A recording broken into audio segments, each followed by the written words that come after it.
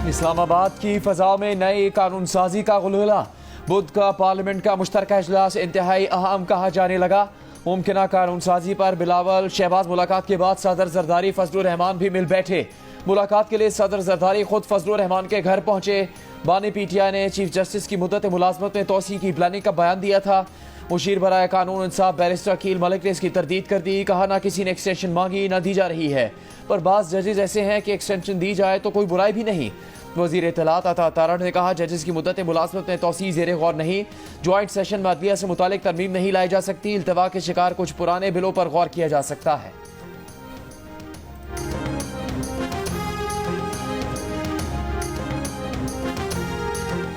JUIFA और PTI के इजलास में पार्लियामेंट में किसी भी मुमकिना कानून साजी के लिए 2 कमेटियां तश्कील दे दी गईं। अदलिया से मुतालिक कानून साजी पर गुफ्तगू, इजलास की अंदरूनी कहानी सामने आ गई। ज़राए के मुताबिक कमेटियों में JUIFA के कामरान मुर्तज़ा, मौलाना अब्दुल गफूर हैदरी और PTI के बैरिस्टर गौहर और शिबली फराज शामिल होंगे। दोनों कमेटियों का 1-2 रोज़ में मुलाकात करने और कानून साजी पर मुतफ़िका लाहे अमल बनाने पर इत्तफाक। वज़ीर आज़म शहबाज शरीफ की 2 अरब रुपए से ज़्यादा मालियत के तमाम तरक्याती मनसूबों की थर्ड पार्टी वैलिडेशन की हिदायत। इलेक्ट्रॉनिक प्रोक्योरमेंट के मुतालिक इजलास में कहा कि हुकूमत तमाम किस्म की खरीदारी के मुतालिक शफाफ तरीका राइज कर रही है। शिकायत के हल के लिए निज़ाम को प्रोक्योरिंग एजेंसी के मातहत नहीं होना चाहिए। कवायद व ज़वाबित में तरमीम की जाए। वज़ीर आज़म का ई प्रोक्योरमेंट मनसूबे पर अमल दरामद में सुस्त रवि पर इज़हार बरहमी। 1 माह में मनसूबे की तकमील की हिदायत।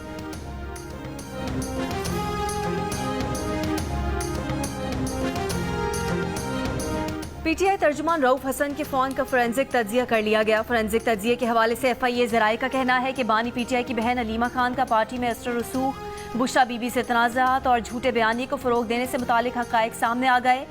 FIA ज़राए के मुताबिक 23 जून को अलीमा खान ने रऊफ हसन को बुशरा बीबी से मंसूब व्हाट्सएप मैसेज भेजा, जिसमें उन्होंने बुशरा बीबी के पैगामात को डिसइंफॉर्मेशन करार दिया। अलीमा खान ने रऊफ हसन को हिदायत दी कि बुशरा बीबी के पैगाम की तशहीर न करें।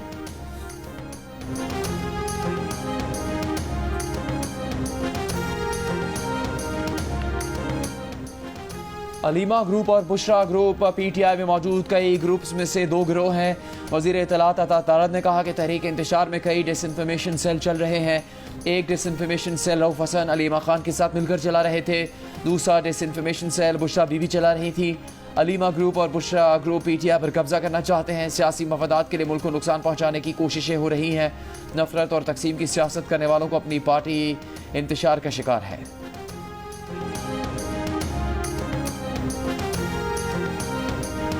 शौकत खानम अस्पताल के डॉक्टर्स का अडियाला जेल में बानी PTI का तिब्बी मुआयना। ज़राए का कहना है कि सरकारी डॉक्टर ने तिब्बी मुआयने के बाद बानी PTI को दवा तजवीज़ की थी। बानी PTI के अपने मौलिज ने सरकारी डॉक्टर की दवा लेने से रोक दिया था।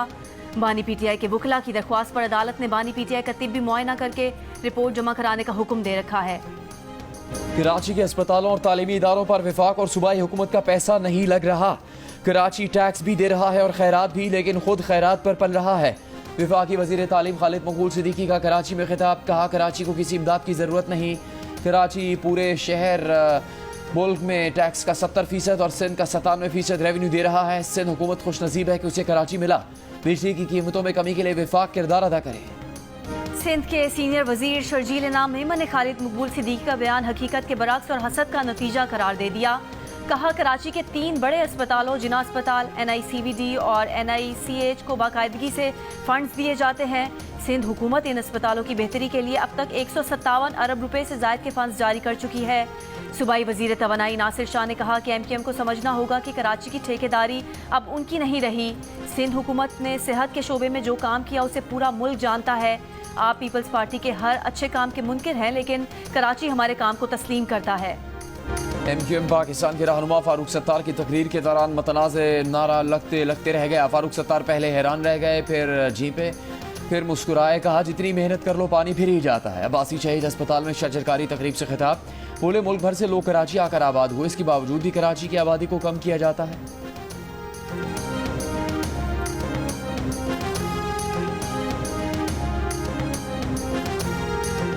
अदालत ने ये उम्मीद खो दी है कि मुल्क का चीफ एग्जीक्यूटिव इस केस पर कोई तवज्जो देगा। इस्लामाबाद हाई कोर्ट ने अजहर मुशवानी के 2 लापता भाइयों की बाजियाबी के केस में हुकूमत का जवाब कमजोर करार दे दिया। जस्टिस मियां गुल हसन ने हुक्मनामे में लिखा, फरीकैन की इस मामले में बेहिसी अफसोसनाक है। एडिशनल अटॉर्नी जनरल ने बताया, तवक्को है अटॉर्नी जनरल इस मामले पर वजीर आजम से मिलेंगे। आइंदा समाअत पर दस्तयाब बेंच के सामने केस मुकर्रर किया जाए। रावलपिंडी टेस्ट में बांग्लादेशी बैटर्स का पाकिस्तान को करारा जवाब। पाकिस्तान के 448 रन के जवाब में 565 रन बनाकर आउट। पहली इनिंग्स में 117 रन की बढ़तरी हासिल। पाकिस्तान के खिलाफ टेस्ट का सबसे बड़ा स्कोर भी बनाया। तजर्बेकार बैट्समैन मुशफिकुर रहीम ने 191 रन की इनिंग्स खेली। जवाब में चौथे दिन के खेल के अख्ताम पर पाकिस्तान ने 1 विकेट पर 23 रन बना लिए। चेयरमैन पीसीबी मोहसिन नकवी ने भी मैच देखा। साबिक कप्तान शाहिद अफरीदी नाना बन गए। फास्ट बॉलर शाहीन अफरीदी के यहाँ बेटे की विलादत। पाकिस्तान टीम के खिलाड़ियों, मैनेजमेंट और पीसीबी की मुबारकबाद। शाहीन अफरीदी बांग्लादेश के खिलाफ जारी पहला टेस्ट मैच खेलने के बाद कल रात कराची के लिए रवाना हो जाएंगे। बांग्लादेश के ऑलराउंडर शकीब उल हसन पर गुज़श्ता रोज दर्ज होने वाले मुकदमे में वकील का बांग्लादेश क्रिकेट को लीगल नोटिस।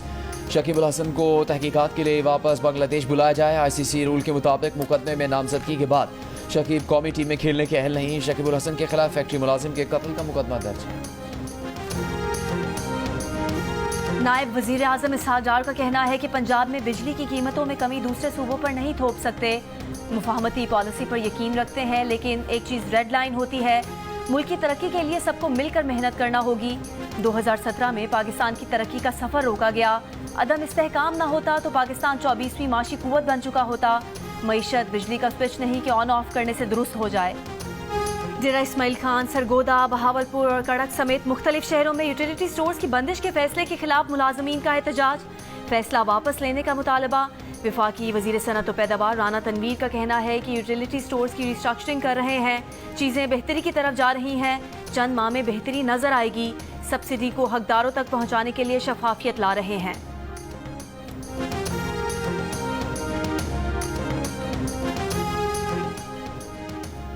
ताकतवर मानसून सिस्टम कल से मुल्क में दाखिल होने का इम्कान। कराची समेत सिंध भर में 26 से 29 अगस्त तक मूसलाधार बारिशों की पेशगोई। कराची में हंगामी हालत नाफिज। बल्दिया उस्मा के तमाम स्टाफ की छुट्टियां मनसूख। मेयर कराची मुर्तज़ा वहाब की म्यूनसिपल सर्विसेज को हाई अलर्ट रहने की हिदायत। महकमा मौसमियात का सिंध और बलूचिस्तान के माहीगीरों को 27 से 30 अगस्त तक समंदर में ना जाने का मशवरा। PDMA का 25 अगस्त से पंजाब में भी मजीद मानसून बारिशों का अलर्ट जारी। डेरा गाजी खान, मुल्तान और बहावलपुर डिवीजन में सैलाब का खतरा।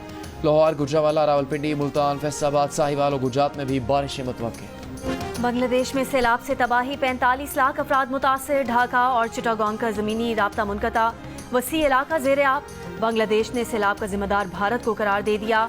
कहा, भारत ने बांग्लादेश को पेश की इत्तला दिए बगैर डैम खोलकर गैर इंसानी अमल दिखाया। भारत ने इल्जामात मुस्तरद कर दिए। कहा कि सैलाब शदीद बारिश की वजह से आया, डैम के खुलने की वजह से सैलाब आने का दावा दुरुस्त नहीं। वजीर आजम शहबाज शरीफ का बांग्लादेश के chief adviser doctor Mohammad Yunus को खत, सैलाब से निपटने के लिए मदद की पेशकश।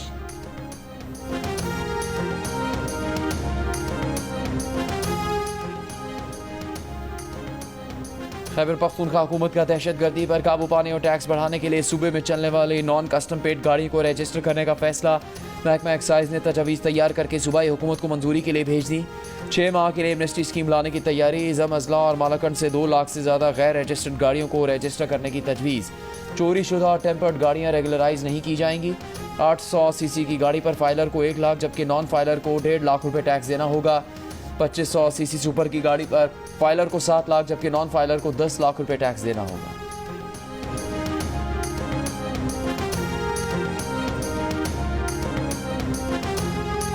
ईरान बस हादसे में जाँ बहक पाकिस्तानी ज़ायरीन की लाड़काना कंदकोट और दादू के आबाई इलाकों में तदफीन। नमाज जनाजा में मजहबी और सियासी रहनुमा और लोगों की बड़ी तादाद में शिरकत। वज़ीर आज़म की हिदायत पर पाकिस्तान एयरफोर्स का खुसूसी C-130 तैयारा 28 मय्यतें और 25 जख्मियों को ईरान से लेकर जैकबाबाद पहुंचा। एयरपोर्ट पर नमाज जनाजा में सिंध के वजीर नासिर शाह, ज़िले अफसरान और उलमाए कराम की भी शिरकत। दफ्तर खारजा ने कहा कि हादसे के दौरान रेस्क्यू के अमल और मुआवनत पर ईरानी हुकाम के शुक्रगुजार हैं।